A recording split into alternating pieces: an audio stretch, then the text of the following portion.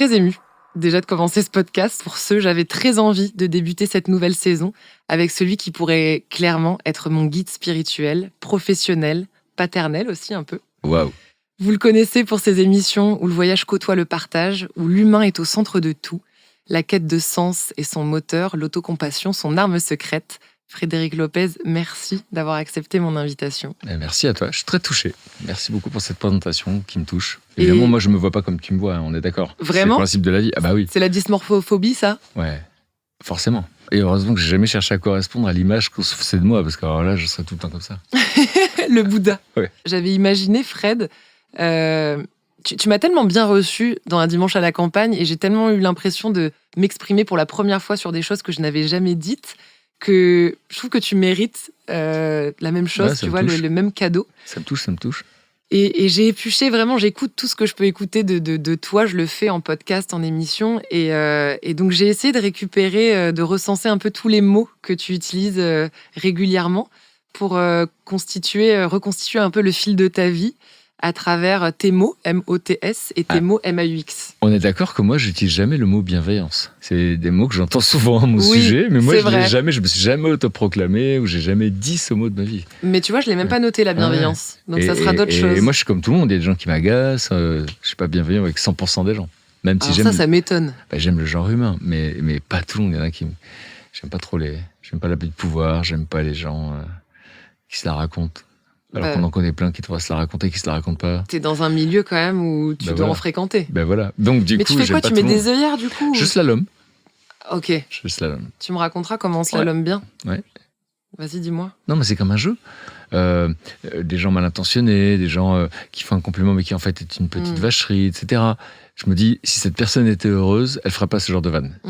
Tu connais des gens bien dans leur basket qui mettent mal à l'aise les gens ? Ça n'existe pas. On est d'accord. Donc quelqu'un qui met mal à l'aise, faut lui faire un câlin. Et du coup, j'ai un peu de condescendance, presque, pour cette personne, parce qu'elle m'atteint pas, en fait. Waouh. Non, mais je voudrais vraiment que tu sois mon gourou spirituel. Est-ce que c'est envisageable ? Non, c'est horrible. Moi, jamais de la vie, je serais gourou. Et spirituel, c'est un mot, n'oublie pas, qui a une définition par personne de la spiritualité. Tu vois ? La subtilité, je perçois. Mais là, c'est comme le début, en amitié, en amour, tu m'idéalises, je crois. Tu crois ? Mais oui, forcément. Ouais, mais c'est pas néfaste. Mais non, mais c'est inspirant. En tout cas, c'est un mot qui me plaît. Oui, tu m'inspires. Et puis j'ai quelques années. Je peux pas dire qu'idéaliser quelqu'un, ça serait cette espèce de fanatisme me gêne un petit peu et je pense que tu dois. Non, mais que tu me vois mieux que ce que je suis, c'est ça que je veux dire. Ah, je pense que tu es autant que ce que je te décris. Ah ouais, d'accord, ça rigole. Alors ça, c'est un débat sans fin. J'aimerais que tu me racontes un peu ton rapport à l'enfance et qui était le petit Frédéric Lopez avant que je ne l'idéalise. Alors, c'est vrai que c'est compliqué parce que souvent nos souvenirs se mélangent à ceux qu'on nous raconte. Il y a eu plusieurs phases dans ma vie. Mais je crois que j'étais un enfant très timide, qui n'avait pas confiance en lui, qui était assez complexé sur tous les sujets. Intellectuellement, parce que j'entendais parfois bon à rien.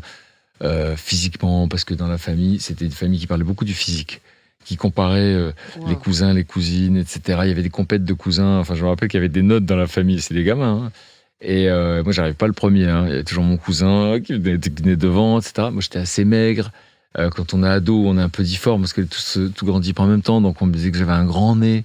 En espagnol, ils disaient la porra, ce qui ne veut absolument rien dire. C'est un mot qui ne veut rien dire. J'avais pas confiance en moi, mais j'étais très rêveur. Très, très rêveur. Et c'était un refuge. C'est-à-dire que quand l'environnement était trop tendu ou me plaisait pas, je me réfugiais dans des rêves. Et c'était très drôle parce que, par exemple, on était en voiture, j'entendais un groupe à la radio, et c'est dingue, mon cerveau. Je m'imaginais être batteur de ce groupe. Sauf que c'était le groupe ABBA, il n'y a pas de batteur. Je comprendrai plus tard. Mais tu vois ce que je veux dire ? C'est qu'en fait, quand je regardais un film, j'imaginais que j'étais réalisateur du film, ou que j'avais écrit l'histoire, ou que j'étais figurant. Enfin, je sortais de là où j'étais. Tu t'inventais tes propres histoires ? Ouais. Et tu penses que ça a un lien avec ta vie d'aujourd'hui ? Oui, parce que je rêvais, mais je ne savais pas de quoi. Je n'avais pas osé faire du théâtre. Donc, on ne m'avait pas dit que je chantais bien. Donc, en fait, je ne savais pas ce que j'allais faire dans la vie. Tu rêvais sans oser, quoi. Et surtout, je ne savais pas où, quoi, comment. Comment sortir de ma condition, à la fois sociale et psychologique et tout. Et puis, un jour, j'étais au lycée, donc j'étais en terminale, je devais avoir 17 ans. Et il y a des gens qui sont venus me voir plusieurs jours d'affilée. Et on m'a dit, il y a un gars qui te ressemble à la télé. Et cette phrase-là, avant même de savoir qui c'est, je vais te dire qui c'était, parce qu'il est très célèbre aujourd'hui. Mais à l'époque, il démarrait, c'était sa première émission. Et le simple fait d'avoir quelqu'un qui me ressemblait, ça veut dire que c'était possible. C'est fou. Juste cette phrase, je dis, ça veut dire que s'il me ressemble, ça aurait pu être moi. Donc c'est possible. Et alors, c'était Et notamment faire la télé, parce que moi j'ai une culture de télévision très forte, parce que mes parents regardaient la télé, enfin, surtout ma mère, en fait, quand mon père partait travailler, il était croupier. On va dire que l'ambiance se détendait à l'époque. Et du coup, je regardais Champs-Élysées, je regardais des émissions de magie. Voilà, bercé par la télévision. Je suis vraiment un enfant de la télé. Et dans cette télé où les gens se faisaient des compliments, c'est des trucs que je connaissais pas bien, les compliments à l'époque. Et puis un jour, on me dit, ce gars te ressemble. Et à l'époque, ce gars, alors évidemment, aujourd'hui, c'est peut-être pas flagrant, mais à l'époque, c'était Christophe de Chavannes. Et quand il était très jeune, il était très mince. C'est pas fou. Et moi, j'étais très mince aussi. On a même fait une photo ensemble quand j'avais 20 ans. Et où on dirait des frères. Vraiment. Tu lui as dit ça? Et j'ai reçu il n'y a pas longtemps. Et j'ai eu l'occasion de lui dire, effectivement, que il ne fait pas partie des gens qui m'ont donné envie de faire de la télé. Il m'a donné envie de faire de la télé. Vraiment. C'est trop bizarre. Mais c'est l'effet papillon, tu vois.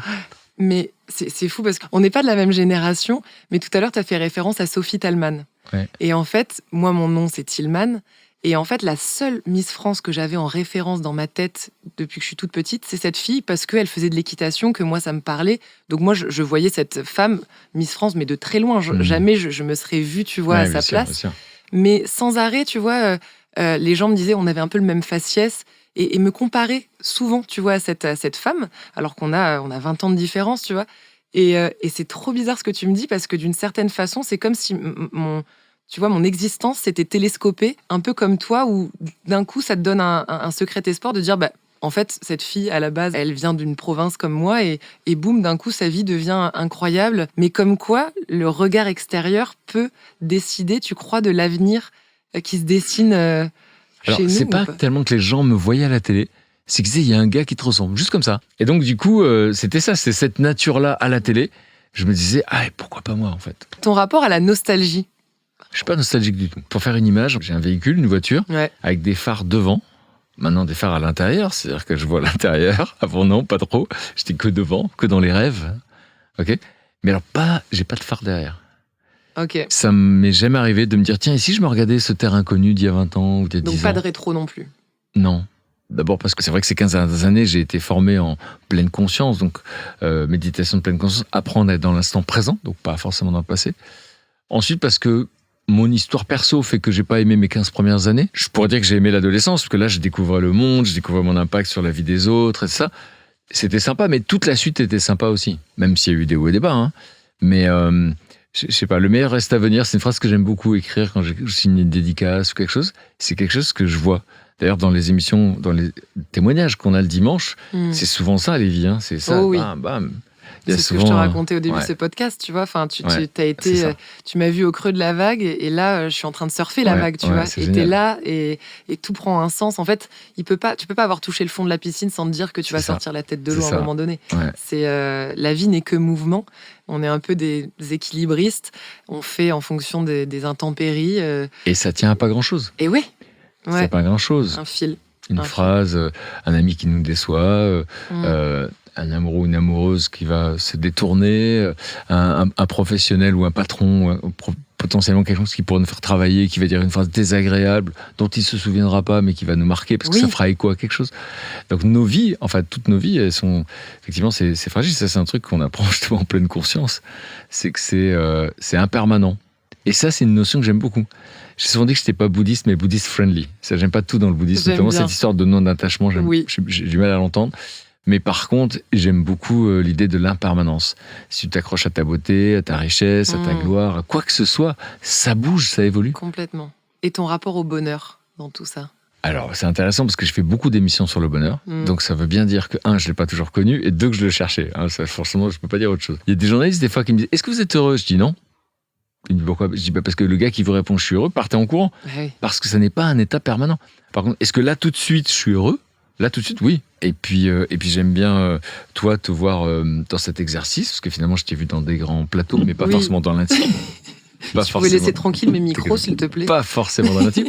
Et puis voilà, j'adore ces poufs, par exemple. C'est que ils sont à toi. Mais ça me fait trop plaisir, parce que j'ai mis beaucoup de cœur à l'ouvrage pour recréer un espace dans lequel je me sente bien. Et ça a marché. Et donc, pour tout avouer, tout ce que tu peux voir autour. Je l'ai dans mon salon habituellement. Donc, c'est un déménagement permanent pour faire ces podcasts. Tu nous invites plus souvent dans ton salon, mais j'aime beaucoup. On va enclencher sur la joie pour pas que ça soit trop abrupt. Ouais. Mais j'aimerais, de la joie, que tu me parles aussi de ton rapport à la tristesse, parce que je pense que l'un ne va pas sans l'autre. C'est ce que tu viens un peu de résumer. J'ai arrêté de dire que j'étais heureux, et maintenant je dis juste, est-ce que j'ai été joyeux aujourd'hui ? Aujourd'hui. Ça peut être demain. Par exemple, quand je faisais l'émission sur le bonheur, j'apprends le truc qui s'appelle l'état de flow, l'état dans lequel on ne voit pas le temps passer.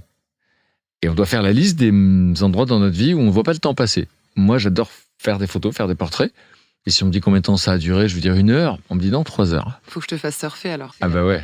Parce que tu vois pas le temps passer. Dans l'océan, non. Juste d'être dans l'eau en immersion, la joie que ça procure et le nettoyage aussi, tu vois, de la tête, du corps. Et puis notre attention, elle est portée juste sur ce qu'on doit faire là. Donc forcément, ça nettoie le cerveau, bien sûr. Exactement. Dès qu'on est connecté sur quelque chose, qu'on fasse de l'origami, de la poterie, ou ça, c'est un truc que j'ai appris aussi. On n'est pas en train de penser à autre chose. Quand on fait rien, j'ai appris ça, c'est 50% de nos pensées vagabondes.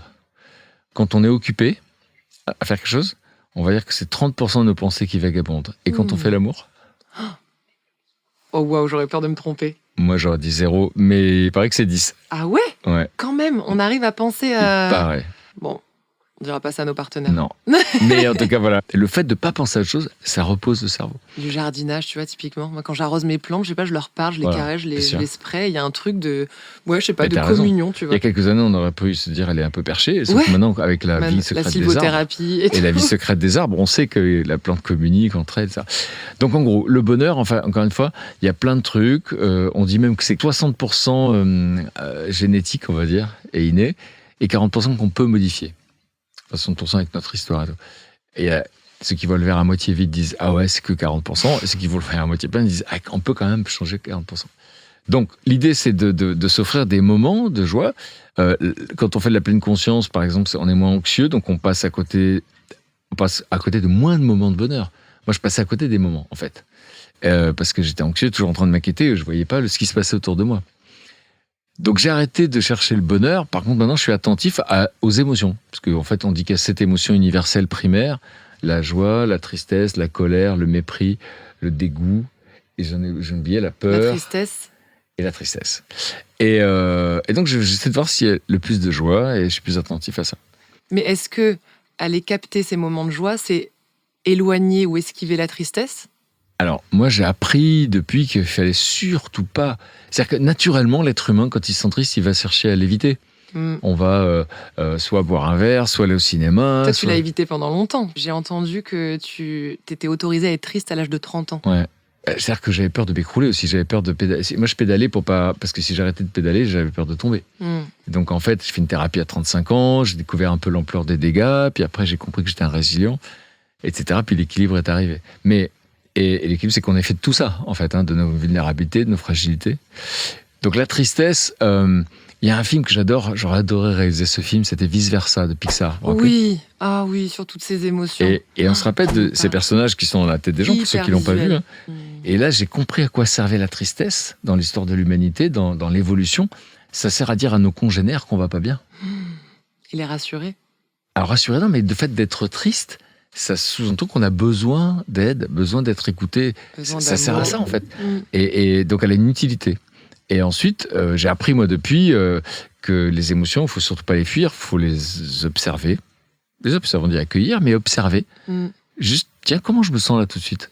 Le simple fait de dire, c'est de la tristesse, on désactive l'émotion. Les conscientiser, les écrire. Voilà. Moi, j'écris sur des papiers. Régulation émotionnelle. Donc, comme ça, en fait, tu relis tu peux le relire 2 jours, une semaine. C'est écrit, c'est extérieur. Un mois après, tu vois le chemin qui avance et tu dis, oh là là, qu'est-ce que j'étais mal à ce moment-là, mais là, ça va plutôt bien. Bien sûr. Parce qu'on peut être dur envers soi-même lorsqu'on ressent de la tristesse, de la colère, de la frustration. C'est-à-dire que tu me dis que tu vas pas bien, par exemple. Je te pose la question. Enfin, je vais pas... te dire comme je me le dirais, non mais ça va, ta vie est pas si moche, tu devrais aller mieux. Donc c'est double peine. C'est ça, c'est la double peine, et c'est ce dont tu parles dans l'autocompassion, c'est se parler à soi-même comme on parlerait à notre meilleur ami. Mais c'est vrai que j'ai découvert ça. Moi, j'étais un perfectionniste, donc en fait, j'ai eu beaucoup de chance. Je fais des émissions qui ont plu à des millions de gens des fois et tout, et c'était jamais assez. C'est pas le nombre de gens qui étaient pas assez, c'était jamais assez bien. Et en fait, c'est absurde. Enfin, je veux dire, la recherche de l'excellence et l'insatisfaction chronique se ressemblent un peu quand même. Faut faire un peu gaffe. C'est vrai que quand j'ai découvert l'autocompassion, j'ai appris. Donc, faut le dire aux gens, c'est en français, c'est autocompassion, mais on va pas trouver sur Internet. Vous trouverez MSC, Mindful Self-Compassion. Il y a une formation qui existe, que tu as suivie. Que j'ai suivie et tout ça. Et donc, pendant 8 semaines, 2 heures par semaine, on apprend à bien se parler. Parce qu'au début, on se sent ridicule. Quand on se met à bien se parler, on se sent ridicule. Ce qui est dingue. Un peu niais, quoi. Alors qu'on se sent pas ridicule de parler bien à nos amis. Oui. Alors, du coup, ça prend du temps, etc. Et voilà, aujourd'hui, est-ce que je m'aime ? La réponse, c'est pas catégorique. La réponse, c'est il y a des parties de moi que j'aime bien. Et j'ai beaucoup de tendresse pour mes imperfections. Ah, c'est ça, en fait. C'est ça qui change tout. Et qu'est-ce qui t'a mené vers cette voie de l'autocompassion ? Alors, c'est Christophe André qui en a parlé un jour. Et un jour, il dit, mais en fait, j'ai écrit des livres sur l'estime de soi. Et on s'est rendu compte que parler devant sa glace, c'est l'exercice qu'on donnait de dire « t'es quelqu'un de formidable », ça ne fonctionne pas. Et là, gros blanc, parce que ça donne de l'espoir quand même. Et il dit, par contre, on a trouvé mieux, l'autocompassion, s'adresser à soi comme on parle à notre meilleur ami. Et c'est là que j'en ai entendu parler pour la première fois. Et puis, il y a eu un stage qui s'est fait à Paris. J'ai eu la chance de participer au premier stage qui s'est fait à Paris. Et voilà. Et puis, quand j'ai arrêté la télé, je me suis dit, qu'est-ce que je peux faire ? J'ai vu que moi, j'aimais bien donner du bonheur, de l'espoir, tout ça. Et du coup, je suis devenu instructeur de ça, mais là, j'ai plus trop le temps. Et on dit que ça se pratique les yeux humides. Oui. C'est le cas ? L'autocompassion, oui, parce qu'en fait, on dit l'amour révèle ce qui ne lui ressemble pas. Waouh, faut l'analyser celle-là. Non, c'est-à-dire que quand on se parle bien, on découvre tout ce qui n'est pas de l'amour. C'est-à-dire tout ce qui est là, tout ce qu'on a subi dans nos vies, tout ce que nous on s'est infligé. Et donc c'est un choc au début. Et ouais, c'est presque un peu invisible. Enfin, en tout cas, on a envie de le rendre invisible. On a tendance un peu à le foutre sous le tapis. Ouais. Et en fait, c'est de le révéler, d'en avoir conscience et de composer avec ça. On fait du mieux qu'on peut, finalement. Bien sûr. De toute façon, c'est pour ça que dans le développement personnel, j'en parle souvent. Moi, je n'aime pas le développement personnel qui propose aux gens d'être une meilleure version d'eux-mêmes. C'est horrible. Chaque seconde de notre vie, on est la meilleure version de nous-mêmes. On fait de notre mieux. J'ai pas été génial aujourd'hui, j'ai fait de mon mieux. Avec ce que j'avais vécu, avec ce que j'avais vécu dans la journée. Et justement, dans l'autocompassion, on apprend ça, un truc qui m'a beaucoup aidé. Par exemple, des fois, j'ai plein de projets. Et puis, je peux me retrouver avachi sur le canapé en disant, mais c'est la meilleure place du monde. Qu'est-ce que je vais faire, ces projets ? Parce qu'en fait, c'est comme ça, notre émotion. On est parfois ouvert ou fermé. Des fois, je suis hyper ouvert, j'ai envie de rencontrer plein de gens que je connais pas, qu'on aille danser, je sais pas où, je connais pas, etc. Et d'autres fois, j'ai envie juste d'être sous la couette et que personne me parle. Et ça, je l'ai accepté, c'est super normal et c'est universel. Est-ce que ça a permis de taire aussi une certaine forme d'ego ? Alors, l'ego, on peut l'entendre de plein de manières. Ouais. Parce que souvent, il est très égocentrique. Ouais. Mais l'ego, c'est ce qui fait avancer. Si vous faites un joli gâteau, c'est parce que vous avez envie d'entendre des compliments. C'est l'ego qui a fait avancer ça. Donc ça fait faire des choses. Là où c'est dangereux, quand c'est un ego malade, quelqu'un qui va pas voir les autres, qui pense qu'à sa gueule et qui va pas se rendre compte qu'on s'en fout en fait. Moi, j'ai un psy qui m'a dit il y a à peu près 15 ans maintenant, donc, et ça je peux pas l'expliquer, il m'a dit vous avez déplacé votre ego de votre personne à vos idées. Waouh. Ça veut dire qu'en fait, quand moi je passe à la télé, j'essaie de faire gaffe, d'être bien habillé, parce que je sais que les gens vont pas écouter ce que je dis. Par contre, j'ai compris que quand j'ai une idée d'émission de télé et qu'elle arrive à l'antenne et que les gens adorent, ou qu'en plus elle est achetée à l'autre bout du monde. Oui, à l'étranger. Le dimanche à la campagne, ça existe au Canada, ça cartonne. Ça a été un kiff incroyable. Ça, c'était un kiff. Alors, je pense qu'il y a de l'ego, parce que, en tout cas, de savoir que c'était une idée qui venait de ma tête et tout, et que c'était que dans ma tête, et qu'aujourd'hui, les Québécois, ils adorent c'est une reconnaissance. Voilà. Donc oui, je crois qu'on a tous un ego, qu'on est là où on peut. Il y en a qui vont vouloir absolument bien chanter. Moi, je sais que je chante mal, c'est pas grave. Même en gospel ? Au gospel, je chante avec plein de gens. Je chante pas en karaoké, moi je chante avec plein de gens. Il y en a qui veulent être bons dans tout. Je me souviens de Nicolas Hulot, quand il présentait à Ushuaïa, il m'impressionnait parce qu'il était bon en ULM, il était bon en alpinisme, il était bon sous l'eau. C'est vrai qu'il était assez fascinant. Moi, je passe mon temps en terre inconnue à lancer une flèche, elle tombe là, les mecs sont morts de rire. C'est pas grave. Ça nous rassure. Ouais, mais c'est pas grave. Je veux dire, franchement, moi je veux pas être bon en tout. Et ton rapport à l'échec, justement ? Alors, l'échec, j'ai eu de la chance de vivre pas mal d'échecs et un énorme échec qui m'a fait comprendre que c'était pas la mort en fait. Et c'est justement quand j'ai fait une émission sur le bonheur il y a quelques années, ça s'appelle Le secret du bonheur. Accident industriel, la chaîne en achète 8, ils arrêtent au bout de 3. Et ça fonctionne pas, les gens sont pas là. Je comprends pas parce que moi je serais eux, je regarderais pas autre chose. Parce que c'est tellement ce que je racontais, ce que les scientifiques racontaient, c'était vachement intéressant, mais les gens avaient envie de voir autre chose. C'est trop prématuré pour l'époque. Je sais pas. Peut-être ce qu'on Aujourd'hui, dit beaucoup, ça cartonnerait. c'est ce qu'on dit. Mais peut-être pas pour la télé. Peut-être dans un podcast. Peut-être des livres. Et donc, du coup, l'émission est un échec terrible. Je me suis battu 3 ans. Et le soir de la dernière, je regarde l'audience. Le matin, de la 3e, il y a l'audience. Et là, je comprends que ça s'arrête. Ça fait 7% de part de marché. C'est pas assez. Et je pleure. Alors, je sais même pas pourquoi je pleure, mais je pleure pas de tristesse. Je pense que c'est toute la tension qui a fait que je me suis battu.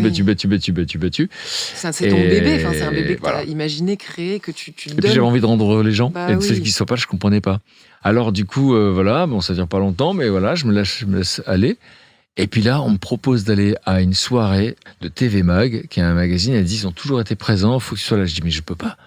Je peux pas. Tout le monde va se moquer de moi. Parce qu'en plus, moi, j'arrive avec des émissions sur le bonheur, alors que les autres, ils font des jeux. Donc, ça fait un peu prétentieux, genre pour qui il se prend, etc. Et en fait, je suis arrivé, tout le monde s'en foutait. Et j'ai découvert qu'en fait, tout le monde est sur son nombril. Et que les gens, ils n'en ont rien à faire. Et puis, j'ai croisé en plus Mireille Dumas, qui, elle, avait compris, parce qu'elle avait été suivie, tous les gens du métier connaissent. Elle m'a dit, ne te confonds pas avec ton entreprise. Effectivement, c'était pas une bonne nouvelle pour l'entreprise. Mais moi, en tant que personne, j'ai essayé. Tes valeurs, elles sont intactes. J'ai essayé. Et puis, comme dit Nelson Mandela, c'est où j'essaye, où j'apprends. Donc moi, j'ai appris que parler à 20h30 du bonheur, c'était compliqué. C'était un peu dingue, d'ailleurs. Il y a quelqu'un que tu as reçu, je crois que c'est Charlotte de Turckheim, qui disait « Il y a toujours un tant pis pour un temps mieux ». Ouais, c'était la grand-mère de Michel Bernier. Ah, et voilà. Ça m'a marqué.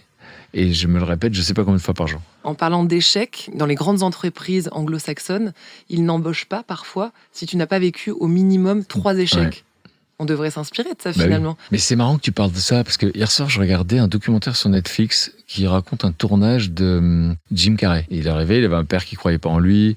Quand il est arrivé à Saturday Night Live, il a dit « Ouais, tu pourras faire des choses. » Il fait « Je suis à Saturday Night Live, pourquoi je pourrais faire des choses ?» C'était jamais assez bien. Et lui, il était jeune, on voit une interview de lui, une des premières interviews, il dit « Moi, j'ai hâte d'être célèbre, au point où je pourrais plus marcher dans la rue, tout le monde me reconnaîtra. » À la fin, il va le vivre, évidemment, ça va provoquer autre chose, que c'est pas ce qu'on croit. Mais à un moment donné, il dit « Mon père aurait rêvé toute sa vie, je crois, d'être artiste, et il a pas fait, parce qu'il a fallu nourrir sa famille. Et j'ai compris qu'en fait, dans quelque chose que t'aimes pas, tu peux échouer.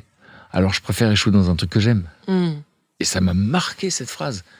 Alors, j'ai la chance de faire quelque chose que j'aime, mais je suis entouré de gens qui hésitent à faire des choses qu'ils aiment. Mais c'est ça, mais il y a ce rapport aussi à la validation, fait de plaire. Sûr. T'as quel rapport à ça? Comment tu fais pour dealer avec ça? C'est naturel de vouloir plaire à tout le monde au départ, même si, en fait, quand on réfléchit, c'est absurde. Pense à ton film préféré, celui que tu considères comme un chef-d'œuvre. Tu vas sur Allociné et regarde les critiques. Même quelque chose qu'on croit être parfait, en fait, va être critiqué. Donc, quoi qu'il arrive, quoi qu'on fasse, quoi qu'on dise, ce sera critiqué. Il faut accepter l'idée. C'est d'autant plus réel que les émissions, la télé est regardée par tous. Enfin, tu sais que tous les gens qui te regardent ne te valident pas ou ne t'aiment pas forcément. Et ça, c'est pas évident. Je le remarque au fil des années. Et je me dis, mais enfin, on fait de notre mieux. On n'opère pas des cœurs... tu vois, on fait pas des opérations à cœur ouvert. Genre, pourquoi on est aussi... des gens sont aussi malveillants, tu vois. Mais moi, je l'ai vécu à Télé Lyon Métropole, qui était mon premier job, d'accord, à la télé. Et c'était drôle parce qu'un jour, il y a un pote, je me rappelle parce que j'étais en train de prendre mon vélo et tout, il me fait « Ah tiens, j'ai un pote qui t'aime pas. » Moi, je dis « Ah bon, c'est qui ?» Il fait « Bah, tu le connais pas ?» Et je dis « Mais comment il m'aime pas ?» Moi, je réalisais pas encore que je passais à la télé. Je dis « Mais comment ça se fait qu'il m'aime pas s'il me connaît pas ?» Alors, il trouvait ça très prétentieux parce qu'il pensait que si... Ce que j'étais en train de dire voulait dire que s'il me connaissait, il m'aimerait. Bon. Mais après, j'ai entendu, c'était un abus de langage. Avant, il y avait des speakerings quand j'étais gosse et les gens ils disaient « Ah, je l'adore. Ah, je l'aime pas. » D'ailleurs, dans la rue aujourd'hui, il y a des gens qui me disent « Je vous adore. » Oui. Moi, je leur dis « Non, vous aimez pas ce que je suis, vous aimez ce que je fais. » Voilà. Et ce que je fais, c'est souvent bien, mais je le fais pas tout seul.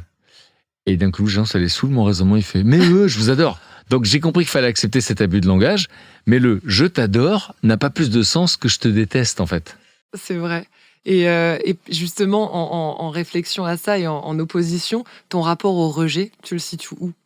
Alors moi, le rejet, je sais que c'est quelque chose de très, très, très, très, très important parce que justement, dans une émission sur le bonheur, on a fait une expérience qu'on a filmée qui illustrait une vraie étude scientifique.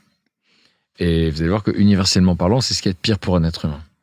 En fait, dans l'expérience, on dit à des gens, est-ce que vous voulez participer à une expérience de psychologie, ça ne savent pas trop ce que c'est. On met une dizaine de personnes ensemble. Donc, nous, on a mis 10 personnes ensemble. On les a filmées en caméra cachée et on leur dit, faites connaissance. On viendra vous voir dans 20 minutes. Là, on voit qui parle en premier, qui parle un peu moins, tac, tac, tac. En fait, tout ça, ça sert à rien, car le scientifique va dire, je vous propose maintenant de mettre sur un petit bout de papier le nom de la personne que vous aimeriez revoir. Dans tous les gens qu'ils avaient... Ouais. Genre, en fait, on travaille sur les affinités et c'est un truc irrationnel. Pourquoi j'aimerais être pote avec cette personne, boire un café avec cette personne? Et donc, là, c'est toujours filmé en caméra cachée. Imagine un gros plan. Je vais te faire les deux, rassure-toi. Et à un moment donné, le scientifique, il arrive, il fait « Alors, Laurie, personne n'a souhaité vous revoir. » Et c'est fictif. Et c'est fictif. Mais tu vois, rien que là, je le reçois. Je sais. J'ai vu des gens pleurer quand je l'ai fait, alors que c'était fictif. Et donc, je vais te faire l'autre. Et d'autres gens à qui on arrive, on dit alors, Laurie, tout le monde a souhaité vous revoir. Waouh. D'accord ? Ouais. Et l'expérience n'est pas terminée. Ensuite, on dit aux gens, allez dans une salle d'attente. C'est évidemment filmé. Et là, il y a 4 chaises dos à dos. Sur un mur, il y a un grand miroir et l'autre pas. Les gens à qui on a dit personne n'a souhaité vous revoir, vont-ils se mettre face ou dos au miroir ? Personne n'a souhaité vous revoir. Ah bah ils vont se mettre dos au miroir. Ouais, parce que c'est pas supportable de regarder ce truc que tout le monde déteste. Ah ouais. Donc et c'est pas forcément détesté, c'est juste qu'ils ont préféré d'autres personnes à côté. Évidemment, mais n'être rejeté, c'est ça, c'est qu'on se dit, on est tout de suite validé. On a souvent une estime de, on a parfois d'ailleurs dans ces métiers comme on fait, on a une haute estime de soi fragile. Parce que on ferait pas ça si on n'en avait pas un peu. Et en même temps, ça nous fragilise dès qu'on fait quelque chose. Et donc voilà. Donc il y a une exception dans notre expérience. Et d'ailleurs, c'était 10% des gens qui ont été interrogés dans les milliers de gens interrogés par les scientifiques. Il y a un gars à qui on a dit personne n'a souhaité vous revoir. Et lui s'est mis face au miroir. Ce scientifique lui dit qu'est-ce que vous vous êtes dit quand je vous ai dit ça? Et le gars dit j'étais surpris qu'on ne veuille pas me revoir parce que mes potes me disent que je suis un mec super. Tant pis pour eux. Et il a donc une estime de lui stable. Waouh. Quand vous êtes rejeté de votre famille parce que vous êtes homosexuel, quand vous êtes rejeté de votre classe parce que vous n'êtes pas comme tout le monde, quand vous êtes rejeté dans la cour de récréation, on a parlé du harcèlement, le rejet, c'est terrible. Et je donne un dernier exemple.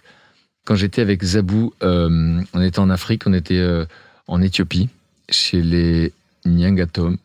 Et à un moment donné, on apprend que les hommes n'aident pas leurs femmes, les femmes travaillent plus que les hommes, mais on apprend que notre héros, pour moi c'est le premier féministe de l'histoire de l'humanité, il aide sa femme en cachette. Et je vais le dire à la femme à un moment donné, je dis alors ton mari? Elle fait chut, parce qu'il y avait d'autres femmes autour. Et quand elles s'en vont, elle me dit le dernier qui a aidé sa femme en cachette, il a été rejeté par la communauté des hommes, il s'est pendu. Oh là là. C'est puissant. Donc moi, je suis pour une société du care, où on prend soin, et pas une société où on rejette. Et c'est un peu ça la mode aujourd'hui. Il y en a un peu marre qu'on laisse parler les haters et compagnie. Et ça commence à me casser les pieds un peu. Ouais, on est d'accord. Et est-ce qu'il faut être empathique vis-à-vis d'eux, tu crois? De qui? Des haters? Ouais. Alors, je ne les connais pas. J'avoue que c'est un mystère pour moi parce que je ne connais pas dans ma vraie vie. Je pose la question régulièrement à des amis, des gens de ma... Mais j'ai l'impression que personne ne les connaît. De mon entourage. Et je leur dis, mais vous connaissez des gens? Enfin, d'abord, est-ce que vous avez écrit des trucs pourris sur... Oui, moi aussi. Et ils me disent tous non. Moi, ce que je veux dire sur ces haters, juste un mot. Pour ceux qui sont exposés à ça, si jamais j'avais un sac postal avec des lettres d'insultes anonymes, est-ce que vraiment tu vas l'ouvrir? Si oui, il faut aller voir un psychiatre tout de suite. Ça n'a aucun sens. Si tu devais passer dans une ruelle, imagine dans le sud de la France, une petite ruelle, et que les volets sont fermés, et il n'y a que des gens qui chuchotent, mais tu entends, tu verras pas leur visage, mais ils vont dire des trucs super horribles sur toi. Tu vas passer dans cette ruelle? Jamais de la vie. C'est la même idée, lire les commentaires horribles. Après, je sais que Julien Doré irait beaucoup avec ça, Carita McFly irait beaucoup avec ça, et c'est super. Mais est-ce que tu crois que ça leur fait moins de mal, du coup, de le tourner à la dérision? Bien sûr, d'en rire. Mais parce que ça les expose aussi et que d'une certaine façon, c'est comme si tu reprenais le pouvoir sur les critiques que tu recevais. Bien sûr. Et puis, c'est surtout se rappeler ça, qu'il y a un être humain qui est pas bien dans ses baskets. Parce que franchement, pour écrire à ce moment-là de sa vie, il est pas bien dans ses baskets. Donc, moi, j'ai de la compassion pour les haters. Vraiment. Déjà, j'ai remarqué que ceux qui critiquent, c'est ceux qui font rien. Okay, parce que les gens qui font quelque chose, tu verras que les gens qui font des podcasts, ils vont pas critiquer ton podcast. C'est vrai. Parce qu'ils savent que c'est difficile d'avoir une jolie image, d'avoir le son, etc. Bon, et donc, par définition, les gens qui critiquent sont des gens qui font rien. Et donc, moi, j'ai choisi mon camp. Il y a ceux qui font et ceux qui commentent. Moi, j'ai choisi de faire. Et on répond à tout ça avec le sourire. D'ailleurs, tu dis souvent que le sourire rend heureux 5 personnes par ricochet. Par ricochet. J'adore cette formule. C'est vrai, c'est pas une expression, c'est une étude scientifique. Ils ont étudié, quand tu souris à quelqu'un, 5 personnes par ricochet vont sourire à quelqu'un. Mais je pense que le sourire, à côté de ça, peut aussi être une arme. Pour cacher, bien sûr. Oui, tu vois ce que je veux dire ? C'est-à-dire que, je sais pas si ça t'arrive on est obligé d'être dans cette espèce de métier de paraître constamment. Et donc, le sourire est une super arme, même si tu vas pas bien. Un sourire te fera éloigner la question, mais comment ça va toi aujourd'hui ? Tu vois ce que je veux dire ? Moi, je n'arrive pas à faire la gueule parce que je redoute toujours cette question. Ton rapport à l'empathie, justement. Ça va mieux. Ouais. Parce qu'avant, ça prend du temps. J'ai découvert que j'étais hyper empathique grâce à Christophe André. Il m'a dit, ton problème, c'est que t'es hyper empathique. Et j'avais dit, ça veut dire quoi ? Il me dit, regarde le gars là-bas au fond, dans un restaurant. Le gars était contre une vitre. Et je me rappelle encore de sa tête, triste à mourir. J'ai eu un choc dans le ventre. Et je dis, arrête, pourquoi tu me fais ça ? Déjà la phrase, pourquoi tu me fais ça ? Et s'il n'avait pas été là, j'aurais adoré faire semblant d'aller aux toilettes pour demander au gars est-ce qu'il a besoin de quelque chose. Et quand j'ai découvert comment ça fonctionnait les émotions, qu'on peut être très bien être triste et puis 2 minutes après, c'est comme les enfants. Les enfants, ils tombent et 2 minutes après, ils rigolent. Nous, dans notre cerveau, c'est pareil. On a 45 pensées à la minute. Comme il y a une émotion par pensée, on a beaucoup d'émotions à la minute. Et donc, selon ce qu'on est en train de parler, ce qu'on est en train d'avoir dans notre esprit, on peut avoir des états d'âme. Donc, j'ai compris que cet homme pouvait être triste là, parce qu'il avait un coup de fil et que finalement, j'ai compris plus tard, que finalement, il pourrait avoir une belle journée quand même. Et même un jour, je me souviens de ma sœur qui était au téléphone un peu en larmes parce qu'elle avait vécu on va dire une rupture amoureuse, et je m'entends lui dire, justement, je venais de découvrir ça, je dis, mais vas-y, délecte-toi. Elle dit, quoi ? Je dis, là, tu ressens des choses. Il y a des gens qui tombent pas amoureux, par exemple. Oui. Est-ce que l'empathie va de pair avec l'hypersensibilité, selon toi ? Moi, je crois que les gens empathiques sont les gens qui ont le plus souffert. Je ne crois pas qu'on puisse être attentif à la souffrance des autres si on n'a pas soi-même connu la souffrance. Ton rapport à l'amour dans tout ça ? Quand on est empathique, on est un amoureux. Moi, j'ai beaucoup de tendresse pour le genre humain. Alors, je suis conscient que la Terre a porté Hitler et Nelson Mandela. C'est-à-dire qu'il n'y a pas que des gens formidables. Mais là aussi, ça a été étudié. Il y a 80% de gens formidables sur Terre. Vraiment. Vraiment. C'est pas ceux qu'on voit dans les écrans. Alors, qu'est-ce qu'ils étudient exactement ? Eux, les 20%, c'est les gens qui vont pas respecter, qui vont pas avoir respecté les autres, qui vont pas respecter les règles, qui vont pas être dans le collectif, dans le bien commun. D'accord ? Mais 80%, et c'est un truc que je répète à mon fils depuis l'enfance, il a 27 ans maintenant, parce que si tu regardes que ce qu'il y a dans les écrans, tu auras l'impression que le monde est pourri. C'est pas vrai. C'est ce qui s'appelle la sinistrose. C'est pas vrai. Et si tu devais expliquer, toi, pourquoi t'en es là, est-ce que il y a une justification et quelqu'un... Alors, le fait d'être dans la lumière, d'être admiré, ou d'être choisi, ou d'être choisi à la télé, parce que évidemment, il y a très peu d'élus. Je pense que je voulais pâter mon père, puisque mon père, encore une fois, il n'a pas le complément facile, c'est un euphémisme. Et donc, du coup, ça, c'était un premier moteur. Bon, une fois qu'on y est, on se rend compte que c'est absurde, et forcément, il y a d'autres moteurs. Moi, aujourd'hui, je suis obsédé par un truc, je ne sais pas d'où ça vient, en vrai. C'est que quand on parle dans un micro, et j'adorerais que tout le monde ait la même névrose que moi, je me dis, j'ai une responsabilité. C'est-à-dire, quand les gens vont arrêter d'écouter ce podcast, la seule question qui doit se poser, c'est je me sens bien ou je me sens pas bien. Et quand je fais rendez-vous un terrain inconnu, pour moi, il y a un message, c'est n'ayons pas peur des autres, dans une époque où l'autre est un problème. Quand on fait le dimanche à la campagne, c'est une manière de dire, en fait, non seulement on peut venir de nulle part et réaliser ses rêves, mais surtout, il n'y a personne qui a une vie parfaite. Et il y a plein d'obstacles pour tout le monde. Et l'enseignement que tu aimerais transmettre dans ce podcast, toi ? De ne pas être trop dur avec soi. Parce que finalement, on dit, ouais, le monde est dur. Mais souvent, on est plus dur nous-mêmes avec nous-mêmes que tous les gens qu'on connaît. On a tous des gens toxiques autour de nous. Commençons déjà par être plus doux avec soi. Par être plus cool avec soi, plus indulgent. D'abord, quand on est indulgent avec soi, on est plus indulgent avec les autres. C'est vrai. C'est la même chose que l'amour, finalement. Souvent, les gens très durs avec... Vous savez, les gens qui vous envoient des trucs pas cool, souvent, ils sont pas cool avec eux. Donc c'est ça l'enseignement, c'est d'être vraiment indulgent, d'être doux avec soi. Et c'est vraiment le début... Enfin, c'est le début de la solution. La boucle de l'autocompassion est bien bouclée. Ouais. Merci beaucoup pour tous ces enseignements. Et d'ailleurs, moi, je veux te demander, au fait, quand tu fais ce podcast, oui. Qu'est-ce que tu cherches à savoir ? En fait, j'aime bien aller comprendre de quoi chacun est grignoté, tu vois, de l'intérieur. Je pense qu'on le disait au début de ce podcast, on a chacun une histoire avec laquelle on compose, on fait de notre mieux pour être le plus bienveillant avec soi-même et derrière, tu vois, être bienveillant avec ce qui nous entoure. Et ce que je vais chercher dans ce podcast, c'est plus les failles, tu vois, en fait, on a ce fantasme un peu de perfection de tous les gens qu'on voit qui sont dans la lumière. Or, je pense que ce qu'on déploie, ce sourire, tu vois, dont on parlait tout à l'heure, et cette espèce de posture, de tranquillité en ce qui te concerne, ça vient cacher plein de petites fragilités. C'est cette vulnérabilité qui m'intéresse, et ça me rassure, et j'espère que ça fait écho, et que ça rejaillit, que ça fait des ricochets comme le sourire. Et tu sais, il paraît que plus on est connecté à sa vulnérabilité, plus ça donne de la puissance, qui n'est pas le pouvoir. Le pouvoir, c'est contre les autres. La puissance, c'est ce qu'on émane. Et tu vois, quand je te parle de la vulnérabilité, quand je suis venue un dimanche à la campagne, je l'étais péniblement. Je portais cette vulnérabilité et j'étais là, mais c'est pas possible, je vais pas pouvoir aligner 2 mots sans m'effondrer. Et au final, du coup, j'étais en lâcher prise avec toi. Et j'espère que tu l'as été aujourd'hui. Super. Merci. Magnifique. C'était un bonheur. Merci à toi. Vraiment, merci pour ce cadeau.